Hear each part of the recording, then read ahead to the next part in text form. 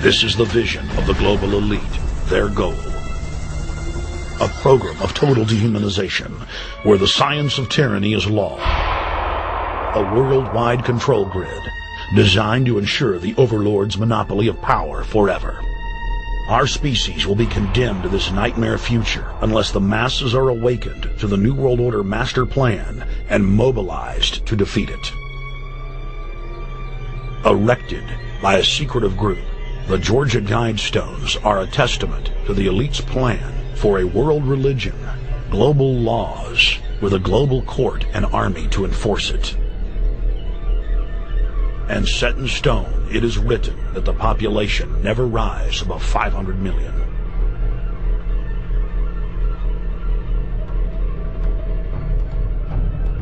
In this film, you will learn how our world is truly governed.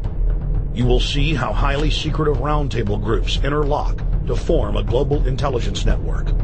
This group has been steering planetary affairs for hundreds of years. Now, in the final stage, they prepare for open world government. A goal tyrants throughout history have lusted after. Dr. Michael Kaufman is a published ecologist specializing in ecosystem research, forest ecology, and ecosystem classification. Dr. Kaufman played a key role in blocking the ratification of the Convention on Biological Diversity in the U.S. Senate. The concept of a new world order has been around for centuries. It's been receiving tremendous play over the last half of the 20th century. George Bush, the first senior president, George Bush, used it a lot in his speeches and really implies that he really wants to see a order in which we have a universal or a global type of governance in which every human being on planet Earth is ultimately responsible to the policies that are being formulated at the international level. It is a big idea, a new world order.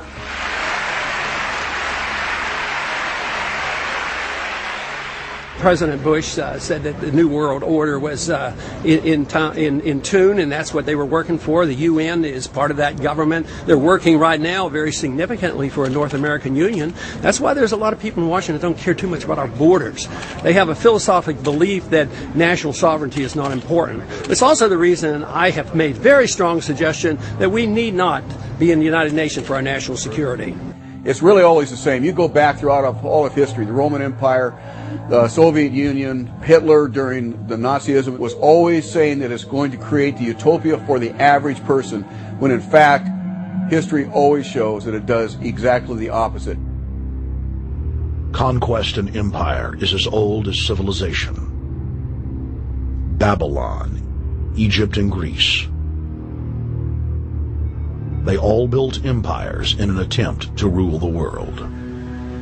The Roman system at its peak dominated the known world. Complex governmental systems were developed to control diverse populations. During the period between the 15th and 19th century, new empires emerged and again waged war for supremacy. The nobility, as well as the thriving merchant class, were financed by a handful of private banks. Many of the great money houses would hedge their bets and finance both sides of a war. Sophisticated intelligence-gathering networks gave the financiers a clear edge over the governments they were slowly gaining control of. On the 18th of June, 1815, agents of the British arm of the Rothschild family looked on as Emperor Napoleon Bonaparte fought desperately to save his army from the jaws of a British-Prussian pincer attack. A Rothschild agent was able to get the news of Napoleon's defeat at the hands of Lord Wellington to Nathan Rothschild, a full 20 hours before the news reached London. Nathan, the head of the British arm of the Rothschild family, put out the rumor to the London Stock Exchange that Napoleon had won the war. Stocks plunged by 98%, and Rothschild was then able to buy up the entire British economy for pennies on the pound. President Woodrow Wilson, who had spearheaded the establishment of the private Federal Reserve System in the United States in 1913, strongly supported the establishment of the League of Nations. Woodrow Wilson was a very naive president. He was basically a college professor that was grafted into this whole system. The League convened in Paris in 1919, but many nations recognized it as a threat to their sovereignty and refused to join.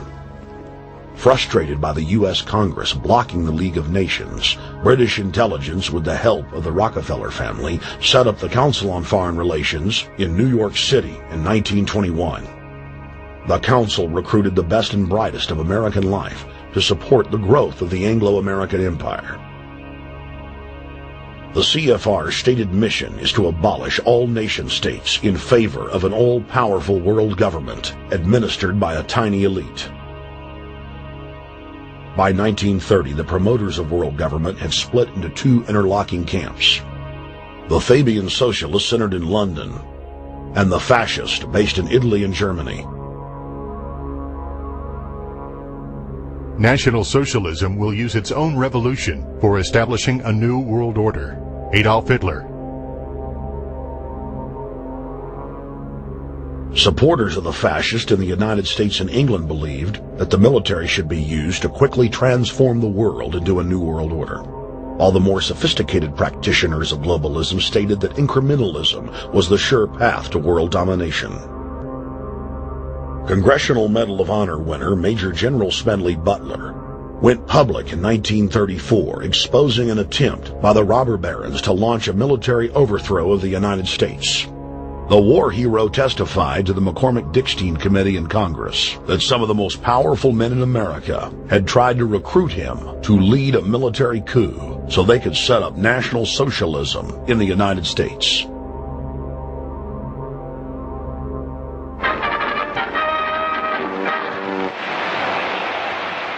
I appeared before the Congressional Committee, the highest representation of the American people, under subpoena to tell what I knew of activities which I believe might lead to an attempt to set up a fascist dictatorship. I was supposed to lead an organization of 500,000 men, which would be able to take over the functions of government.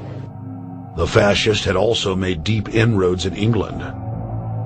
Edward VIII, King of England, was forced to abdicate the throne because of his public support for Hitler.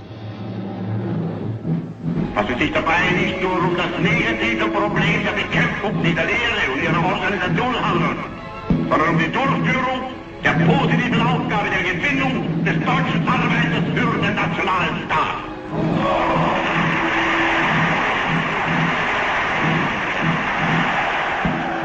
Though the German-led fascist camp was strong, the Fabian Socialist bloc was able to maintain control of the U.S., Russia, and England.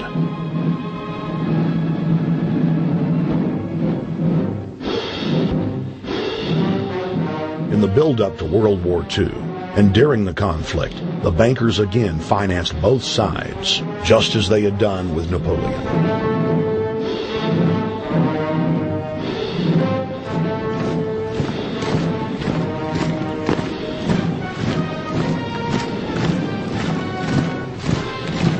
With the rise and fall of the Third Reich, Europe lay in ruins.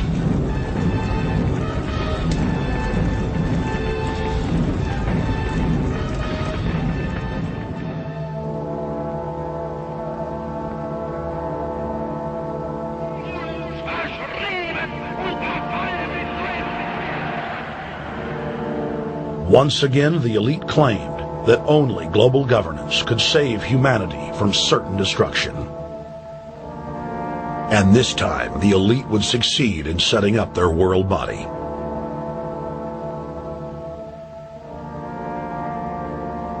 In April of 1945, at the Presidio Naval Base in San Francisco, the United Nations was founded by the victors of World War II.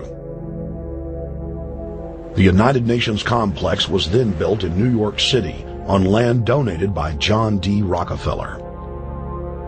Shortly after the elite established the United Nations as their base in the United States, the newly formed World Council quickly began work on the next phase in their plan, the incremental formation of continental superstates.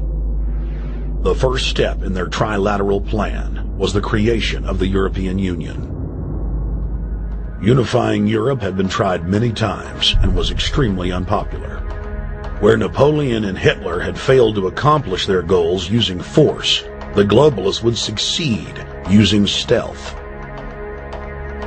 The British spearheaded the formation of the Council of Europe on May 5, 1949.